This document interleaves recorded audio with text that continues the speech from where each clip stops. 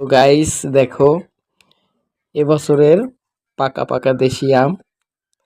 তো কারা পাকা দেশি আম খেয়েছেন এবছরে প্রথমবারের মতো? পাকা পাকা দেশি আম খাচ্ছি। বিসমিল্লাহ। উম সেই এবছরে প্রথম দেশি আম, পাকা পাকা মিষ্টি আম।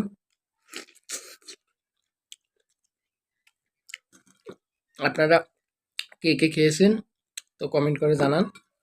আমার রুমমেট নিয়ে আসছে ওদের বাড়ি থেকে ওদের গাছের আম। তো সেইগুলোই খাচ্ছি। কাঁচা পাকা দু ধরনের আমি আনছে। তো কাঁচাগুলো আচার বানাই খাবো আর পাকাগুলো শুধু কাটতে খাইতেছি। পাকা দেশি আমের সব থেকে মজার অংশ হচ্ছে এই বারা। তো বারা খাইতে কিন্তু অনেক মজা। কারা কারা বারা খেতে পছন্দ করেন?